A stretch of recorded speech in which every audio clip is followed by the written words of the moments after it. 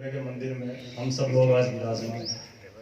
इससे पहले एक आयोजन आप ही के पास मऊ गांव में हुआ। मऊ गांव के अंदर यह कुरीति के इर्गाद आप सामने बैठे हैं, कवि साहब जिन्होंने भी यहाँ पे आपके सामने कविता वगैरह सुनी।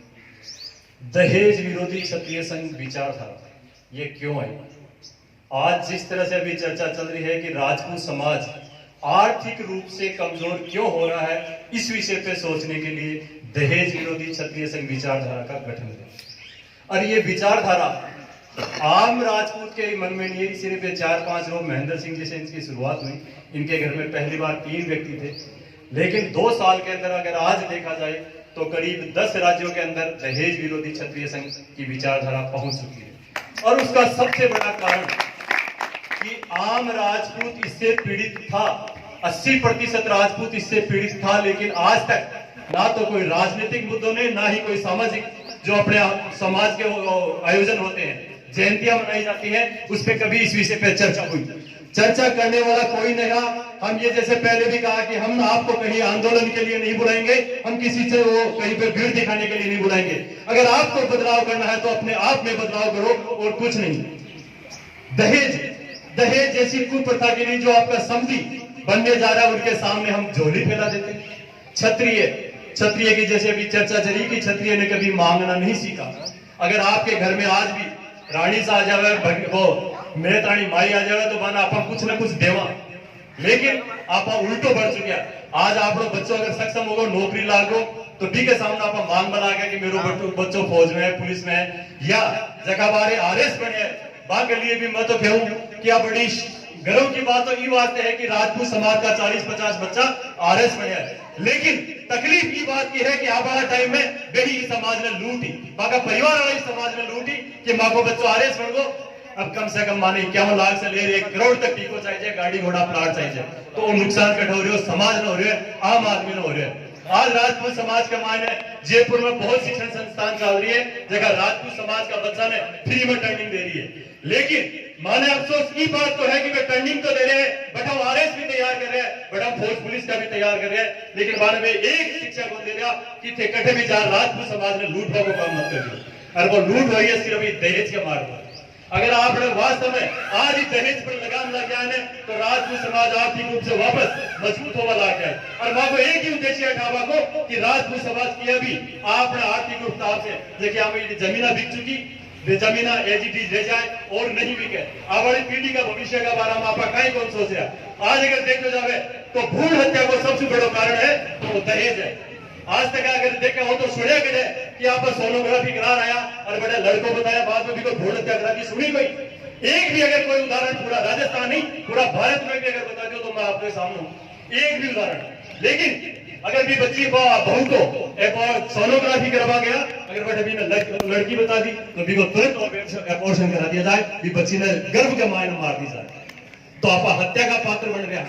आप अभी बच्ची ने जन्म लेवा से पहले भी को मार दिया। हो सके आप झांसी की रानी को उदाहरण दे दिया, आप बच्ची में से भी झांसी की रानी पैदा हो सके, लेकिन आप हत्या करवा दी। बिना दहेज का जगह लालची लोग भी लोग है ना, वे बिना पैदा ही नहीं वाली धरती के ऊपर आवाई नहीं। बेची की शादी में 40-50 लाख रुपया आप लोग लगा दिया। लेकिन अगर गहराई से वापस सोचो तो आज जी बच्ची की शादी में 40-50 लाख रुपया लगाए हो, कहीं भी बच्ची को खातों भी खुलेड़ो है, अकाउंट खुलेड़ो है। अगर खोले है तो भी बच्ची का खाता का मायना था 4 या 5 हजार रुपया भी मिल सी, तो फिर 40-50 लाख रुपया लगावा को उचित है। कहीं गहराई बहुत है। अब बाता का मायना अगर आप गहराई से जमाना है तो बहुत चीज निकल रहा सी। लेकिन मैं देखिए बताई ना कि आज तक समाज का जितना भी संगठन बने रहा बे ई विषय पर कदा कोई चर्चा कौन चली, चर्चा ही कौन करी कि राजपूत समाज की जगह आर्थिक स्थिति है, बीच में आप क्या सुधार कर सका। मृत्यु बोझ के मायने देख लो, एक बच्चों 5 साल को बहुत बच्चों है, बीका पिताजी खत्म होगा, लेकिन गांव में परंपरा बनी रही है कि बागे तो नहीं, आसपास का गांव वाला रिश्तेदार सब जीवी। वो 5 साल को बच्चों बिना आज वो पता को नहीं कि मेरा सिर से मेरा पिताजी को सहाय हो चुके हो। परिवार वाला ने रिश्तेदार ने बाकी मदद करनी चाहिए, लेकिन करा आप उल्टो हाँ सिर्फ दिखावा का चक्कर कि माँ की बात रही जाए। अरे कहीं की बात रही जाए भी बच्चा ने आज वो अनाथ तो हुई वो, लेकिन बिना जवान होगा से पहले आर्थिक रूप से समाज मार दियो, परिवार वाला मार दिया, रिश्तेदार मार दिया, तो इको दोषी गुण है आप ये जगह पूरे क्या है। बड़ी ही बेप्रथा, कोई टाइम में बेप्रथा रीति और रिवाज बढ़िया, लेकिन समय के साथ धीरे धीरे धीरे धीरे जो आपने आर्थिक स्थिति मजबूत होती गई, आप अपना 2-3 घंटा का दिखावा का चक्कर में कि माँ की समाज में चर्चा हुई और आपने वह चर्चा आजकल कॉमन होगी। मैं कह रहा हूं आप बड़ा टाइम के मायने चर्चा भी आदमी की हुई देखो क्या कह रही समाज के मायने एक उदाहरण पेश करी कि नहीं 11 लाख रुपया माने दे रहा लेकिन ये छोड़ दिया। आप बड़ा टाइम में भागे लिए ताड़े बाजी, लेकिन अब छोड़ दो कि मैं 11 लाख या 21 लाख या दे रहे के माने ताकि कोई भगो नहीं। आज में देखा जा रहा ये विचारधारा के माध्यम से पूरा राजस्थान ही नहीं भारतवर्ष का जगह में 10 राज्य की बात कर रहा हूँ, करीब बढ़ा 8 से 10% बदलाव भी आयो है। आज आपको सोशल मीडिया के माध्यम से देखने मिले कि कोई बच्चों 11 लाख रुपए वापस लौटा रहे हैं, कोई 21 लाख लौटा रहे हैं, लेकिन कई जगह वहां पर भी कमेंट्स करे कि अगर लेना ही नहीं था तो दिखावा क्यों, ये भी गलत बात है। मैं तो कह रहा हूं अगर आप लोग 10 रुपए की जवारी भी छोड़ रहे हो तो भी समाज के लिए बहुत बड़ा त्याग कर रहे हो। आज बारात की अगर कहीं पे उदाहरण दिया जाता है तो बारात में अगर एक 5 साल को या 2 साल को बच्चे है बिना अगर आप लेट जावा भी जवारी नहीं है भी को नाम नहीं लिखवाया तो गांव मार ओढ़ में दे दी भी परिवार ने दिखाऊं घरों बारात की क्या क्यों साहब मागा पोता को तो नाम लिखा को नहीं मागड़ा पोता ने क्या बोल रहा, तो वो 10 रुपए मायना नहीं रखता, वो बच्चे के पिता ने क्या किया वो मायने नहीं रखता, वो बच्चे के पिता ने कितना खर्च किया वो मायने नहीं रखता। मायने वो रखता है कि आपने जो एक कुरीति थी उसमें सहयोग किया और 10 रुपए की जवारी उस परिवार को या उस पोते को नहीं दिला पाए, आज उसके कारण से आपका जो किया धरा था वो सब पानी पानी हो गया। तो समाज को हम यही संदेश देना चाहते हैं, यही निवेदन कर रहे हैं, आप लोगों में अगर समाज में किसी परिवार में अगर एक परिवार के अंदर भी 10 लाख रुपए की बचत होती है तो उससे आम राजपूत समाज की आर्थिक स्थिति मजबूत होगी। इससे हमारे को निजी कोई फायदा नहीं, हमारे को फायदा यह है, हमारा लालच यह है कि आने वाले समय में 10-15 साल के अंदर राजपूत समाज की आर्थिक स्थिति है वो वापस मजबूत हो जाएगी। जो जमीनें हमारी बिक रही है वो बिकना बंद हो जाएंगी। जयपुर में हम ज्यादातर निवास करते हैं, आप लोगों के भी काफी परिवार वहां रहते हैं। कोविड टाइम में हम लोग जोड़ पड़ा थे, फिर बजरंग द्वार रावण गेट चले गए, वहां से हाथों चले गए, वहां से माचवा चले गए और उसका एक ही कारण रहा कहीं न कहीं ये दहेज प्रथा। जब तक आप लोग ये दहेज जैसी कुप्रथा पर अंकुश नहीं लगाओगे, और इस पे अंकुश इसीलिए लगेगा कि आप लोग जो दिखावा होता है, एक तो दिखावा प्रथा में जाना बंद कर दे, दिखावा प्रथा बिल्कुल बंद कर दे, क्योंकि दिखावे के कारण से ही कंपटीशन पैदा होता है, एक दूसरे को नीचे दिखाने का काम होता है। जैसे अभी शंकर सिंह जी ने कहा कि 11 लाख या 21 लाख आया तो वो चर्चा चलती है, तो वो 11 लाख या 21 लाख आया तो बेचे वाले से हम ये कहते हैं आप तो मांगना बंद कर दो, और बच्ची वालों से ये कहते हैं कि आप दिखावा बंद कर दो। अगर आप लोग महिला पुरुष है, सब महिला शक्ति यहाँ पे विराजमान है, आप दिखावे का बहिष्कार कर दो कि जिस भी घर में दिखावा होगा हम वहां देखने नहीं जाएंगे। तो मैं कह रहा हूं आने वाले कुछ ही समय के अंदर आपको इसके रिजल्ट दिखाई देने लग जाएंगे।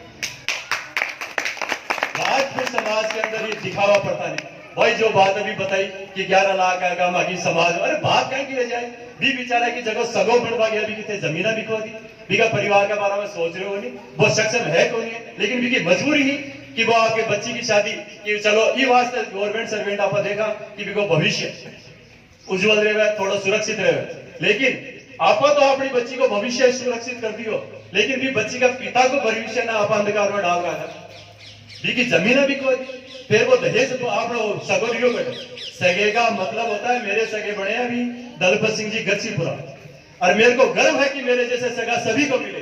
वो कहते हैं कि दहेज वो सगे का मतलब होता है सगे भाई से भी बढ़कर, और आजकल हम क्या कर रहे हैं अपने ही भाइयों से बोलना बंद कर रहे हैं, और हकीकत भी बात है परिवार के साथ बैठना पसंद नहीं करते। कोई भी आजकल का युवा बच्चा है वो बुजुर्ग के पास बैठना पसंद नहीं करता, बोले ये तो सिर खा जाएंगे बिना मतलब में बह करता है, और गलत बात है। ये संस्कार अपन खोते जा रहे हैं, ये बहुत गलत बात है। बच्चों बुढ़ों के पास में देखो ये भावू सा रोने लगे बैठे बैठे, क्योंकि इनकी अपन सुनते नहीं है, इनका दिल की दर्द है वो अपन सुनते नहीं है। आज कोई इनकी बात सुनना पसंद नहीं करता, जबकि जो आज ये मोबाइल से ज्ञान प्राप्त नहीं हो सकता वो इनसे हो सकता है। वो हमारे को बहुत कुछ समझा सकते हैं, समाज को एक दिशा दे सकते हैं, लेकिन कम से कम हमें समय निकाल के इनके पास बैठना पड़ेगा, इनकी बातें सुननी चाहिए इनके। और आज मैं एक राजपूत समाज के लिए एक निवेदन और करना चाहूंगा, ये जो 36 गुण बिलाने वाले है ना ये भी आप बंद कर दो। यह सिर्फ हमारे को भ्रमित कर रखा है ब्राह्मणों ने आज ये बाबू साहब ये सारे बैठे हैं। और हम खुद अपनी शादी, मेरी शादी को 28 साल हो गए, हम लोगों के भी जब शादी हुई थी तो कोई गुण नहीं मिला है, हमारे घर आज तक बसे हुए हैं। लेकिन आप लोग जितना गुण मिला रहे हो उतने ही घर के रिश्ते टूटते जा रहे हैं और उन्हें तलाक होते जा रहे हैं। तो ये जो गुण वाला मिला, कई बार शादियां इसीलिए नहीं होती सिर्फ कि नहीं साहब गुण अरे गुण मिले हुए हैं। अगर आपके सगा के गुण मिल गए, सगी के गुण मिल गए, तो वो परिवार कभी नहीं टूट सकता। बच्चा और बच्ची में अगर कभी अनबन होती है तो अगर आप दोनों के तालमेल बैठा हुआ सगे तो कहीं टूटने का वो डर नहीं है। लेकिन हो रहा उल्टा है, हम भी कहीं न कहीं इसमें दोषी हैं। बच्ची जब कोई बात करती है तो तुरंत माँ कहती है कि चल आजा, तेरे भाई को भेज रहा हूँ या तू गाड़ी करके आ जा। ये है सबसे बड़ा कारण। उस समय आपके टाइम में चिट्ठियां चला करती थी, जो एक चिट्ठी अगर कोई तकलीफ होती थी बच्ची को तो वो अपने पीहर चिट्ठी लिख के भेजती थी। 7 दिन में वो चिट्ठी वहां पहुंचती, 7 दिन बाद में आती, जब तक मामला वापस शांत हो जाता। लेकिन हो रहा है आजकल, 1 मिनट नहीं लगती, उससे पहले तो घर तोड़ने का काम कहीं ना कहीं महिला वर्ग भी कर रहा है, परिवार भी कर रहा है। मैं आप सभी से यही निवेदन कर रहा हूँ, यही करना चाहूंगा कि दहेज विरोधी क्षत्रिय संघ की जो विचारधारा है वो सिर्फ इसलिए है, हम लोगों ने जो गांव जा रहे हैं, शहर जा रहे हैं, समय खराब तो नहीं कर रहे, इसका रिजल्ट भी आ रहा है। हम यही कहना चाहते हैं कि दहेज जैसी कुप्रथा पर आप लोग अंकुश लगाइए। किसी और को सुधारने की जरूरत नहीं है, सिर्फ खुद में सुधार कीजिए, अपने आप में। चाहे आप लड़के के पिता है, चाहे लड़की के पिता है, अपने आप में आप सुधार कर लो, समाज अपने आप सुधर जाएगा। जैसे कवि साहब ने कहा कि व्यक्ति से समाज बनता है, समाज से व्यक्ति नहीं बनता। और मैं यही कहना चाहूंगा, शादी ब्याह के अंदर जो गोल टेबलें लग रही है उनको भी आप बंद कर दें। कहीं ना कहीं एक तरफ अपन घर में जब बच्ची की फेरे होते हैं उस समय यज्ञ करवाते हैं, लेकिन उस यज्ञ के अंदर फिर अपन मांस मदिरा का भी सेवन करते हैं, उसमें हवन करते हैं। एक तरफ बच्ची का वो जो फेरे हो रहे हैं वो यज्ञ हो रहा है, और उसी तरफ दूसरी तरफ बोला है साहब बारात में तो मीट चाहिए, दारू चाहिए, तो ये गलत बात है। वो कहीं ना कहीं बारात आज अपन एक खाना देते हैं, कहीं ना कहीं रात में एक्सीडेंट होता है, कोई ना कोई बहन बेटी परिवार की विधवा हो जाती है। तो ये जो गोल टेबलों वाला सिस्टम है, आप कार्ड में लिखाना बंद कर दें कि आने वाले समय में हमारे जब भी शादी होगी बच्ची की या बच्चे की, तो ये शराब जैसी चीज पर पूरी तरह से पाबंदी रहेगा। अगर आप इन 2-3 चीजों पर भी गौर कर लो, सुधार कर लो, तो मैं कह रहा हूँ समाज का बहुत बहुत बहुत बड़ा हित होगा। धन्यवाद। हरदास के भाषण में पूरी टीम को धन्यवाद देना चाहूंगा कि आपने ये जो आयोजन यहाँ पे किया, इसके माध्यम से अगर 2 आदमी या 5 आदमियों के भी दिमाग में या सोच में बदलाव आता है तो हमारा यहाँ पे आना साथ रहेगा। धन्यवाद। जय माता।